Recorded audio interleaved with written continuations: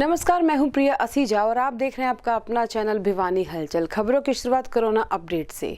मंगलवार खबर लिखे जाने तक जिले में 16 कोरोना पॉजिटिव मरीज ठीक होकर अपने घर पहुंचे, जबकि 4 नए कोरोना पॉजिटिव मामले सामने आए। इन्हीं आंकड़ों के अनुसार जिले में कोरोना पॉजिटिव के एक्टिव केसेस की संख्या 30 हो गई। मंगलवार को भिवानी जिले में जहां एक और कोरोना के 4 नए मामले सामने आए, वहीं दूसरी ओर जिले में 16 कोरोना संक्रमित मरीज ठीक होकर सकुशल अपने घर पहुंचे। आपको बता दें कि अब तक जिले में कोरोना के 30 एक्टिव केस हैं। वहीं सिविल सर्जन डॉक्टर सपना गहलावत ने लोगों से अपने स्वास्थ्य का पूरा ध्यान रखने की अपील करते हुए कहा कि कोविड के नियमों की पालना सख्ती से की जाए तथा वैक्सीनेशन की प्रक्रिया में बढ़ चढ़कर भागीदारी भी सुनिश्चित की जाए। गर्मी का मौसम हो और पीने के पानी की कमी हो तो लोगों का गुस्सा फूटना लाजमी है। ऐसा ही कुछ हुआ देवनगर वासियों के साथ, जिसके चलते रोष स्वरूप उन्होंने भिवानी हिसार मार्ग पर जाम लगा दिया। क्षेत्रवासियों की माने तो संबंधित विभागीय अधिकारी और उच्च अधिकारी भी उनकी समस्या की पूरी तरह अनदेखी कर रहे हैं। मंगलवार को भिवानी हिसार रोड पर देवनगर वासियों ने जाम लगा दिया। कॉलोनी वासियों का कहना था कि पानी को लेकर वे कई बार उच्च अधिकारियों से मुलाकात कर चुके हैं, लेकिन आज तक उन्हें किसी समस्या का समाधान नहीं मिला है। इसी कड़ी से आज देवनगर वासियों ने भिवानी हिसार मार्ग को जाम कर दिया। वहीं कॉलोनी की महिलाओं का कहना था कि पानी को लेकर वे लोग मजबूरन आज सड़कों पर हैं। पिछले काफी दिनों से उन्हें दूर दराज से पानी लेकर आना पड़ता है, जिसके कारण उन्हें अनेकों परेशानियों का सामना करना पड़ रहा है। वहीं जाम की सूचना पाकर जन स्वास्थ्य विभाग उपमंडल अधिकारी प्रवीण कुमार मौके पर पहुंचे तथा उन्होंने जाम लगा रहे लोगों से कहा कि उनकी समस्या का समाधान जल्द ही किया जाएगा। पानी की दिक्कत है बहुत बड़ी, जच्चा भी घर में पड़ी है, पानी नुहाने के लिए भी नहीं है। ये बताओ, हमने 6 महीने हो गए पानी आए, जमा भी पानी नहीं है, घूट भी ऐसे लेते हैं। किसी कहते 2 रुपए तक पानी, और पानी है। हम सारे काम पूरे करते हैं, वोट भी देते हैं, सब कुछ करते हैं, और फिर हमारे पास पानी नहीं आ रहा। हाँ, हमने पानी चाहिए, पानी नहीं आओगा। इतना सारी दिक्कत है, पीने नहीं है, सीवर नहीं, कोई गली नहीं, कुछ भी नहीं है, इसमें सारी ये दिक्कत है। आराम कोई, हाँ, सारी हमारी मांग पूरी होनी चाहिए, हम जीव जाम खोलेंगे। मेरा नाम शकुंतला प्रधान है जी, देवनगर से हूँ और ये सारी लेडीज देवनगर से आ रही हैं। यहाँ पे 4 महीने से पानी की किल्लत चल रही है और कई बार हम प्रशासन के पास भी जाए, एक्शन साहब के पास गए, एसडीओ साहब विधायक के पास भी गए और विधायक जी यहाँ पे आके बोले भी थे भाई पानी की समस्या इनका दूर करो, लेकिन प्रशासन ने कुछ नहीं सुनी और ना ही कोई समस्या। और जब तक ये पानी की मांग पूरी नहीं होगी, हम यहाँ पर बूस्टर बनाने की मांग कर रहे हैं और जब तक पूरी नहीं होगी हम ये जाम नहीं खुलेगा। बस ये सारी कॉलोनी मेरे साथ है और मैं इनके साथ हूँ। मुझे पहले तो कॉलोनी है, बाद में अपनी पार्टी है। बस देवनगर कॉलोनी का रहने वाला हूँ और हमारा पानी की सबसे बड़ी समस्या है। 3 महीने से बिल्कुल भी पानी नहीं आ रहा। हम प्रशासन के पास कई दफ़ा जालिए, विधायक के पास जालिए, विधायक एक दफ़ा यहाँ आके प्रशासन को बुलाया, लेकिन विधायक के जाते ही प्रशासन वाले ने बोले यहाँ कुछ नहीं होगा, ये अनऑथराइज कॉलोनी है। मैं प्रशासन से और विधायक से इन सबसे पूछना चाहता हूँ, क्या अनऑथराइज कॉलोनी में कोई ये इंसान नहीं बसते? पानी सभी को चाहिए, या पानी की बहुत बड़ी किल्लत है और प्रशासन इतना ढीठ है, 6-7 हजार जाने के बाद भी कोई भी सुनवाई नहीं कर रहा और ना ही हमारी कॉलोनी में पानी आ रहा। जब तक पानी नहीं आएगा और प्रशासन उरे नहीं आलेगा और पक्कियाँ नहीं बनेगा, इतना यो जाम हम खोलना को नहीं। पानी की इतनी भारी समस्या हो रही है, पीने लायक भी पानी नहीं है हमारी कॉलोनी में। ज़मीन का पानी बिल्कुल खारा है और प्रशासन के पास भी जा लिए, जेई के पास भी गए हैं, विधायक जी के पास भी, वो भी खुद यहाँ पे आके मीटिंग लेके गए हैं, लेकिन कोई कार्रवाई नहीं है। जाम लगाने का तो इनका ये था कि इनकी पानी की डिमांड है। ये टैलेंट का एरिया है, यहाँ तक पानी पहुँचते पहुँचते पानी की दिक्कत हो जाती है टैलेंट पर सारी। इसकी टैलेंट के लिए पहले हमने पब्लिक हेल्थ ने यहाँ एक बूस्टर बनाने की बात करी थी, परंतु बूस्टर के लिए यहाँ ज़मीन नहीं मिली, उसकी वजह से यहाँ दिक्कत आ रही है। अब लोगों ने ये जाम लगाया, हमारी पानी की समस्या दूर करी थी, साथ में न बूस्टर की भी डिमांड करी है। तो बूस्टर की डिमांड के लिए अगर ज़मीन मिलेगी तो हमारी ओर से तैयारी पूरी है, क्योंकि ये नगर पालिका से बाहर का एरिया भी है इसके साथ साथ, और यहाँ सारे मतलब कानूनी को अनअप्रूव्ड मान के नगर पालिका ज़मीन नहीं दे रही। तो देखते हैं कहीं से कोई ज़मीन का टुकड़ा मिलेगा तो इनका बूस्टर मिल जाएगा। क्या आश्वासन दिया गया है? फिलहाल आश्वासन ये है कि हमारा जो साधन है उसके अनुसार इनको हम पानी देंगे और कोई वाल वगैरह की अगर कोई दिक्कत हो तो उसको दूर कराएंगे और पानी मिलेगा उनको।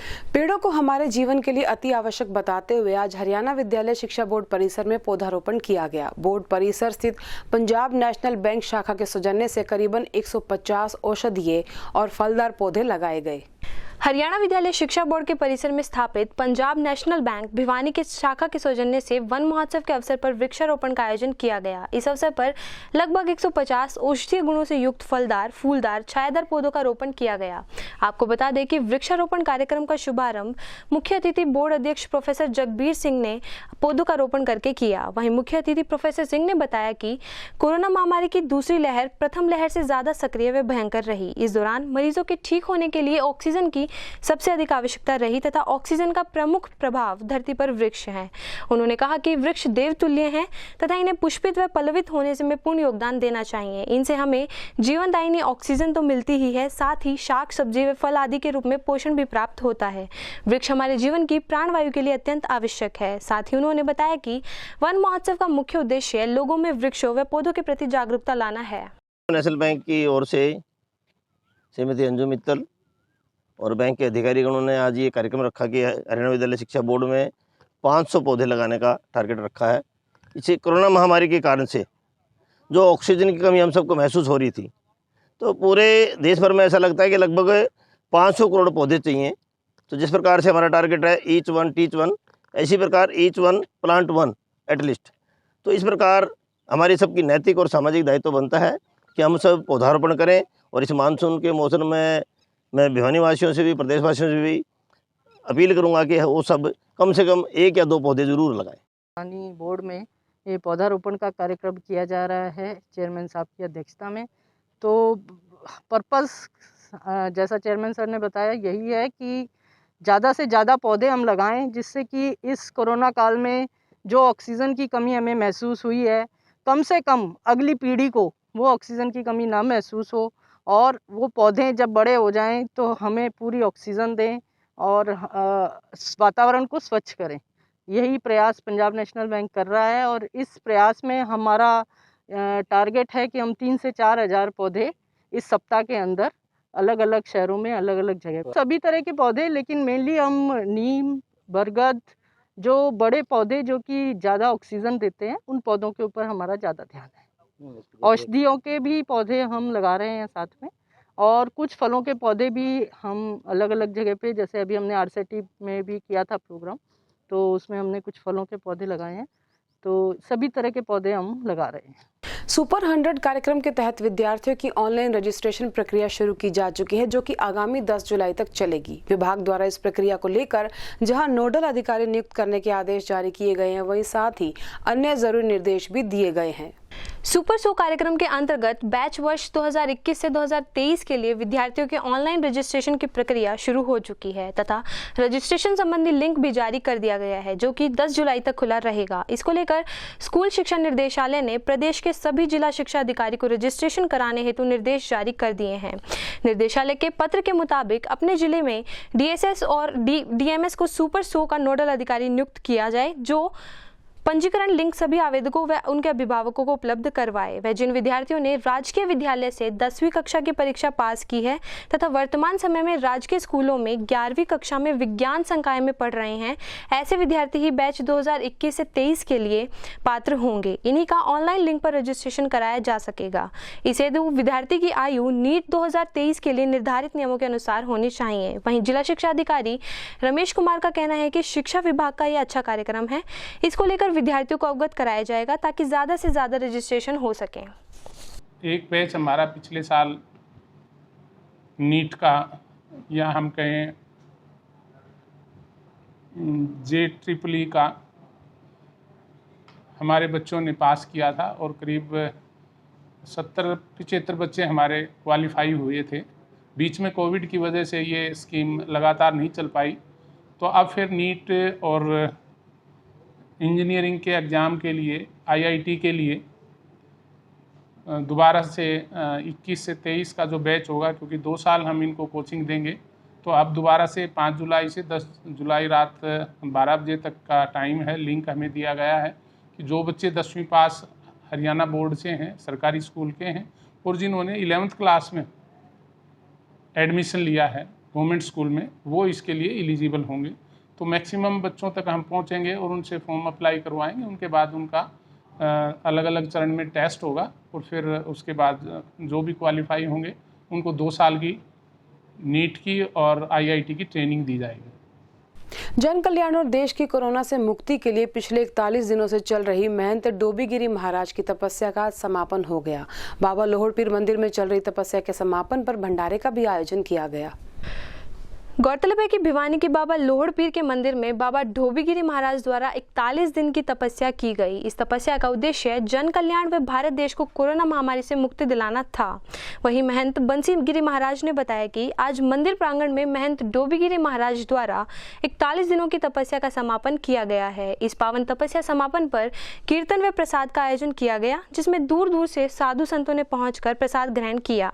इस अवसर पर समाज सेवी ओमवीर तंवर ने बताया कि भिवानी नगर के देवता बाबा लोहड़पीर आज बाबा डोबीगिरी महाराज के द्वारा 41 दिनों की तपस्या का समापन पूर्णाहुति लेकर किया गया है तथा आज बाबा के मंदिर में भंडारे का आयोजन किया गया है। उन्होंने बताया कि इस तपस्या का प्रमुख उद्देश्य विश्व कल्याण और पूरे विश्व को कोरोना महामारी से मुक्ति दिलाना। इसी के साथ यह कामना भी की गई कि जल्द से जल्द भारत को और पूरे विश्व को कोरोना महामारी से मुक्ति मिले और सभी लोग पहले की तरह अपना जनजीवन आसानी से व्यतीत कर सकें। हमारे भिवानी शहर के कुल देवता है बाबा लोहड़वीर के प्रांगण में बाबा डोबीगिरी जी द्वारा 11 धुनों की तपस्या की पूर्णाहुति आज दे करके प्रसाद लगाया गया है, जिसमें साधु संतों ने कोरोना महामारी की गाइडलाइन का पालन करते हुए यहाँ प्रसाद ग्रहण किया है। और साथ में महाराज डोबीगिरी जी ने ये तपस्या पूर्ण होने पर बाबा लोहड़वीर जी से और महाकाल महादेव शंकर भगवान से प्रार्थना की है कि भगवान शंकर, हे बाबा लोहड़वीर, आप भिवानी नगरी को सुख शांति रखे और भिवानी नगरी से कोरोना को जल्द दूर भगाने का काम करें और भिवानी ज़िला व पूरा हरियाणा प्रदेश, भारत देश व विश्व शांति के लिए बाबा डोबीगिरी ने कठोर तपस्या करके भगवान से आराधना की है, प्रार्थना की है कि परमात्मा विश्व में शांति रखे, भारत में शांति रखे, हरियाणा व जिला भिवानी में शांति रखे। आज सिद्धपीठ बाबा लोहड़पीर महाराज मंदिर प्रांगण में बाबा डोबीगिरी महाराज 11 दिनों की तपस्या जन कल्याण के लिए कर रहे थे एवं हमारे देश में और विश्व शांति के लिए ये कठोर तपस्या की जाती है। इस महामारी के चलते हुए साधु अपने शरीर को तपाकर ये जन कल्याण के लिए तपस्या करते हैं। योजनाएं बनाना और योजनाएं लागू करना, बहुत ही कम जगहों पर ये बातें देखने को मिलती हैं। ऐसी ही कमी नजर आई शिक्षा विभाग के पौधारोपण और उसकी देखभाल योजना में। इस योजना में जहां पौधे तो बढ़ चढ़कर लगाए गए, लेकिन ना ही वो पौधे जिंदा रहे, ना ही इस कार्यक्रम के बजट की जानकारी। गौरतलब है कि 2 साल पहले वन विभाग ने स्कूलों में पढ़ने वाले बच्चों से ज़्यादा पौधे लगवाए जाने का आह्वान किया था तथा पौधारोपण के बदले में शिक्षा विभाग ने एक पौधे के बदले में विद्यार्थी को 50 रुपये देने का वादा भी किया था, जिसके बदले में बच्चे को नए रोपित किए गए पौधों के साथ खड़े होकर वन विभाग व शिक्षा विभाग पोर्टल पर सेल्फी को अपलोड करने के निर्देश दिए गए थे, जिसके तहत स्कूल के शिक्षकों ने बच्चों के साथ खड़े होकर सेल्फी दी थी। उस योजना को लागू हुए 2 साल का अरसा बीत गया है तथा बार बार वन विभाग द्वारा जानकारी मांगने के बाद भी जानकारी न देने पर शिक्षा विभाग ने स्कूल मुखियाओं को स्मरण पत्र जारी किया है। भेजे गए पत्र में बताया है कि कई बार जानकारी मांगने के बाद भी जानकारी देने में कोताही बरती जा रही है। भेजे गए निर्देशों में कहा गया है कि पहले 30 जून और अब 4 जुलाई तक जानकारी मांगी गई थी, लेकिन उसके बाद भी स्कूल मुखिया इस तरह की जानकारी देने में कोताही बरत रहे हैं। शिक्षा विभाग के अधिकारियों ने 6 जुलाई को हर हाल में इस तरह की जानकारी देने के निर्देश दिए गए हैं और अगर उसके बाद भी ढिलाई बरती गई तो उनके खिलाफ सख्त से सख्त कार्रवाई अमल में लाई जाएगी। सरकार ने पर्यावरण को दुरुस्त करने के लिए और बच्चों में पौधों के प्रति जागरूकता बढ़े,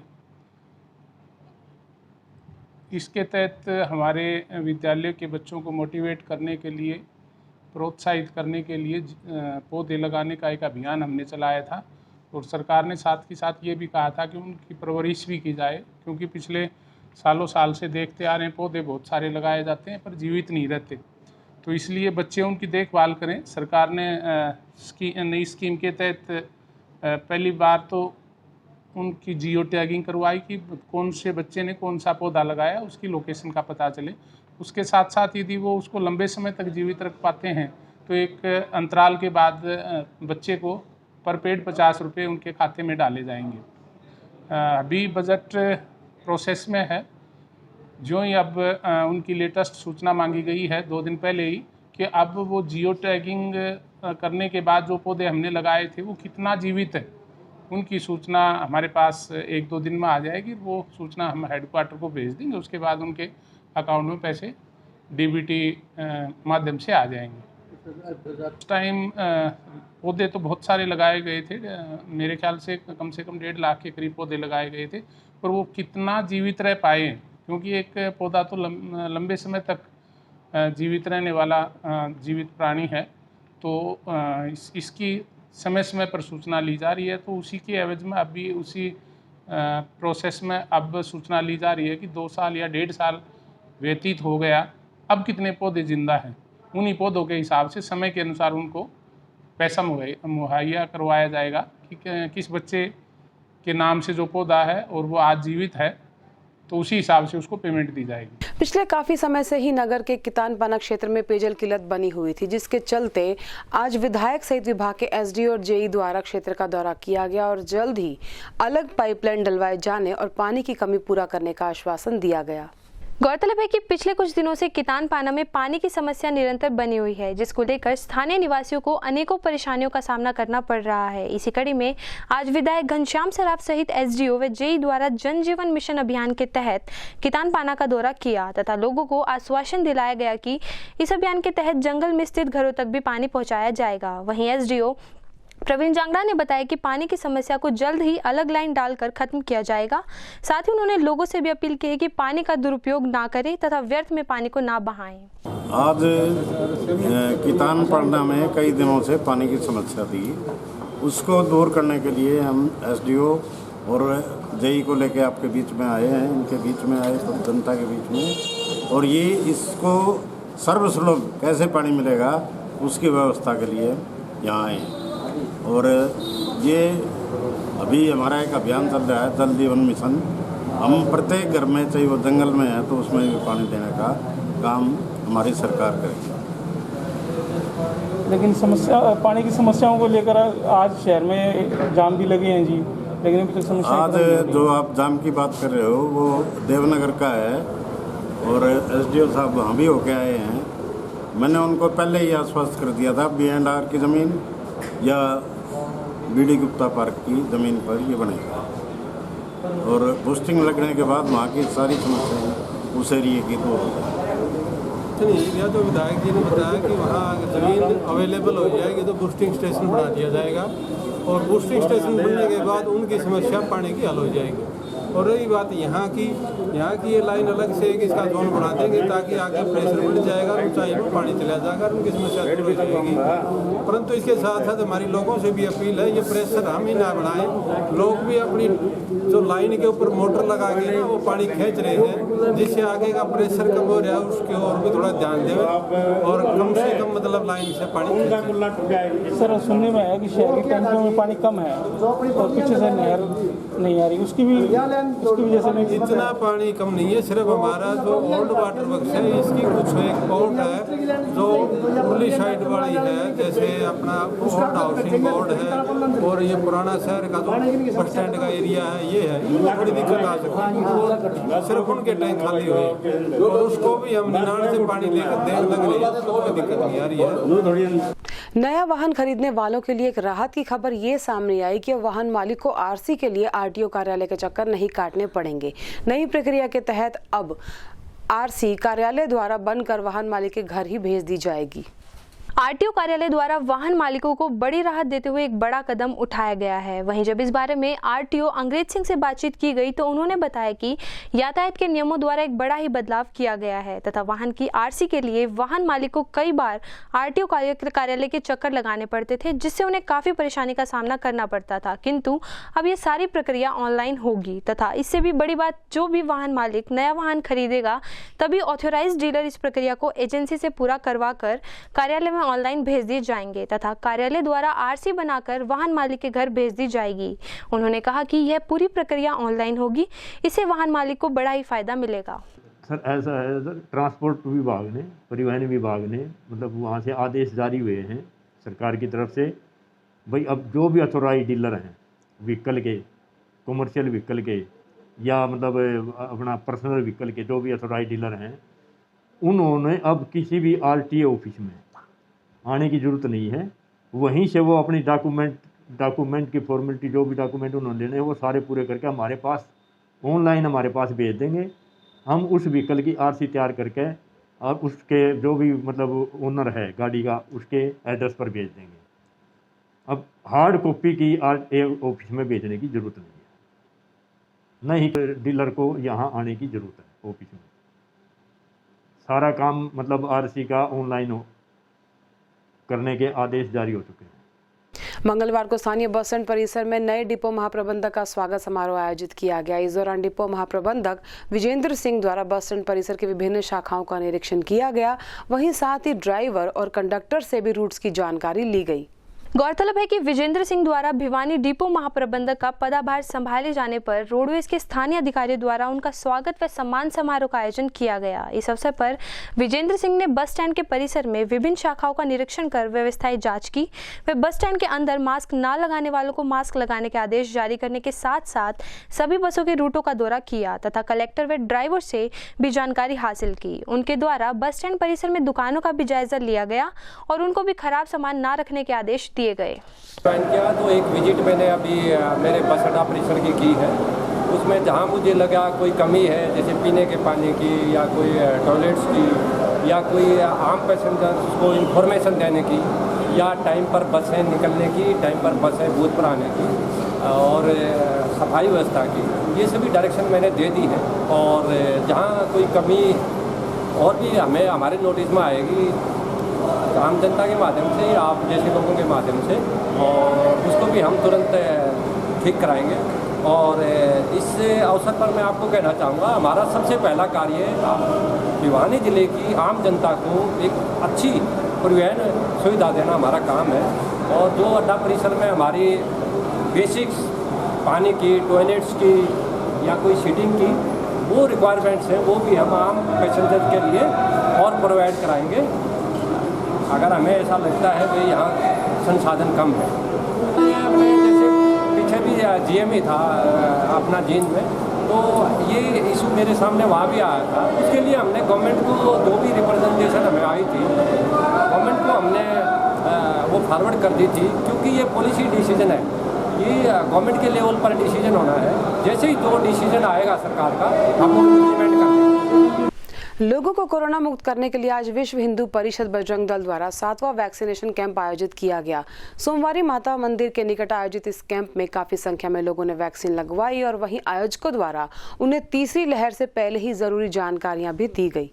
भिवानी के सोमवारी माता मंदिर के निकट राधा कृष्णा मंदिर में विश्व हिंदू परिषद बजरंग दल द्वारा 7वां वैक्सीनेशन कैंप एवं जागरूकता अभियान चलाया गया। इस कैंप में 18 वर्ष से अधिक के नागरिकों ने बढ़ चढ़कर भाग लिया। वहीं वरुण बजरंगी ने बताया कि आज विश्व हिंदू परिषद के द्वारा 7वां वैक्सीनेशन कैंप लगाया गया है। इसमें लोगों को घर घर जाकर वैक्सीनेशन के बारे में जागरूक किया जा रहा है, जिससे ज़्यादा से ज़्यादा लोग वैक्सीनेशन की प्रक्रिया में अपनी भागीदारी सुनिश्चित कर सके और भारत को कोरोना मुक्त बनाने में अपना अहम योगदान दे सके। साथ ही उन्होंने आम लोगों से अपील की है कि आम नागरिक लापरवाही ना बरतें, 2 गज की दूरी और मास्क का इस्तेमाल करें। व इसके साथ साथ आम नागरिक ज़्यादा से ज़्यादा संख्या में वैक्सीनेशन लगवाएं। बजरंगी जिला महामंत्री विश्व हिंदू परिषद, आज विश्व हिंदू परिषद बजरंग दल ने ये 7वां शिविर लगाया है राधा कृष्ण मंदिर के अंदर, और हमने लोगों को घर घर जाकर जागरूक किया है और प्रेरित किया है कि अपना वैक्सीनेशन लगवाए और तीसरी लहर से बचने के लिए ये टीकाकरण आवश्यक है। विश्व हिंदू परिषद बजरंग दल आम लोगों से अपील करना चाहता है कि अगर टीकाकरण हो भी जाता है तो भी ढिलाई ना बरते, मास्क का इस्तेमाल करें, सामाजिक दूरी बनाए रखें और बार बार सैनिटाइजर से हाथ धोए। मंगलवार को स्थानीय रेड क्रॉस परिसर में रक्तदान शिविर का आयोजन किया गया। रेड क्रॉस अध्यक्ष व जिला उपायुक्त के मार्गदर्शन में आयोजित इस शिविर में 27 युवाओं ने रक्तदान किया, जिन्हें रेड क्रॉस द्वारा प्रशस्ति पत्र देकर उनका उत्साहवर्धन भी किया गया। आज जो है रेड क्रॉस भवन में रक्तदान शिविर का आयोजन किया गया, जिसमें हमारा जो टारगेट है लगभग 35 से 40 यूनिट रक्त लेने का है। जो है ब्लड बैंक में थोड़ी सी रक्त की कमी के कारण ये जो है ब्लड कैंप यहाँ रेड क्रॉस भवन में लगाया गया है। और जो है सभी लोगों से मतलब रिक्वेस्ट है कि ब्लड डोनेट जरूर करें, समय पर करें, हर 3 से 4 महीने बाद रक्तदान जरूर करते। आज जो कैंप है इसमें कई युवा साथी ब्लड डोनेट करेंगे और मेरी भिवानी के सभी 18 वर्ष से ऊपर होने वाले सभी युवाओं से अपील है कि वो ब्लड बैंक में जाएं और ब्लड डोनेट करें, ताकि ब्लड की जो दिक्कत होती है उसको पूरा करें और थैलेसीमिया पेशेंट और अदर बीमारी, डायलिसिस और अन्य बीमारियों से पीड़ित लोगों को ब्लड की पूर्ति हो और उनको सहायता हो। और इसी के साथ दीजिए हमारी पूरी टीम को इजाजत। बने रहिए भिवानी हलचल के साथ।